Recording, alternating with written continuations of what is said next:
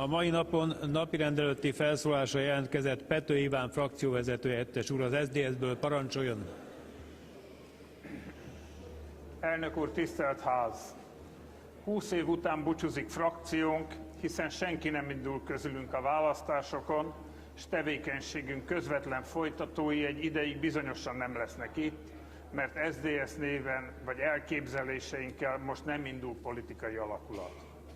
Tudjuk, a választók akaratával dolgozhattunk itt, ezért köszönjük mindenkinek a bizalmat, akármiért, bármikor szavazott az SZDSZ-re.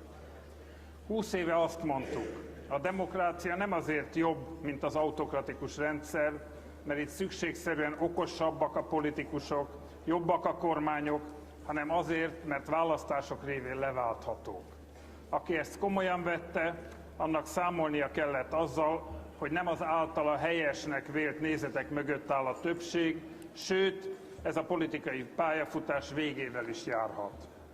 Annélkül, hogy mostani elköszönésünk okait értékelném, annyi belefér a keretekbe, hogy jelezzem. Volt, amikor tudatosan képviseltünk olyan álláspontot, amely nem volt népszerű. Volt, amikor olyan kompromisszumba mentünk bele, amelyről azt gondoltuk, hogy rosszabb változat helyett választjuk, de híveink egy része az eredményt egymásnak is ellentmondó elképzelések miatt elfogadhatatlannak látta. És persze olyan is volt, amikor mellé fogtunk, egyszerűen rosszul döntöttünk. Egészében véve azt tettük azonban, amire felesküdtünk, legjobb tudásunk és meggyőződésünk szerint hazánk, a Magyar Köztársaság érdekeit képviseltük. Nincs okunk szégyenkezésre, sőt, sok mindenre büszkék is vagyunk. Ha szomorúságot érzünk, nem elsősorban politikai pályánk lezárulása, és még csak nem is az SZDSZ történetének vége miatt érezzük ezt, hanem sokkal inkább egykori ideáink és a mai valóság közti szakadék miatt. Ma a Magyar Köztársaság állapota igen távol áll attól, amit 20 éve más pártok képviselőivel együtt szerettünk volna elérni. Ebben természetesen van felelősségünk. De ha nagyvonalúan átlagos parlamenti arányunk mondjuk kétszeresére kalibráljuk ezt a felelősséget, ez akkor is meglehetősen szerény. Rossz ízű lenne, ha most mások felelősségét taglalnánk, vagy bölcs tanácsokat adnánk nálunk sikeresebb pártoknak. A laikus állampolgárság határán csak reméljük, hogy a meghatározó erők tudatában vannak. Érdemi változtatások nélkül, amelyek elkerülhetetlen társadalmi konfliktusokkal is járnak, nem vihetők tovább az ország ügyei. Önmagában nem az a baj, hogy nem látjuk azokat a pártprogramokat, amelyek a mai gondok meghaladását garantálnák.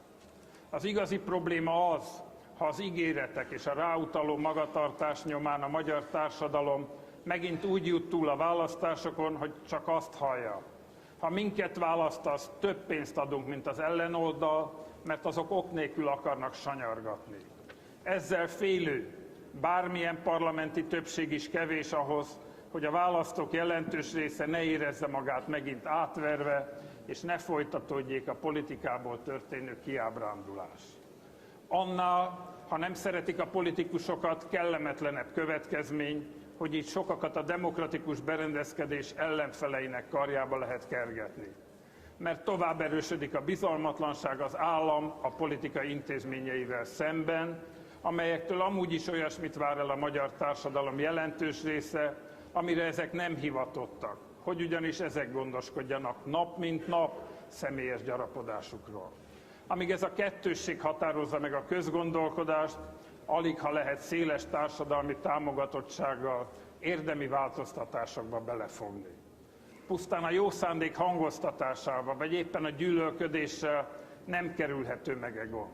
Mert az ország nem tudja függetleníteni magát a gazdaság működését meghatározó, nevezzük így, természeti törvényektől. Mert nem megoldása az önképnek megfelelő leleményesség egymás körkörös átverésében mutatkozik meg, és nem a világgazdasághoz való alkalmazkodásban. Mint ahogy az sem megoldás, ha a határokon kívüli magyarság érdekeinek hirdetése helyettesíti a határokon belüli politikai nemzet kohéziójának erősítését, egyebek közt a cigányság társadalmi integrációját. Hatalmas feladat áll tehát az új országgyűlés előtt. Jó munkát hozzá a leendő képviselőknek!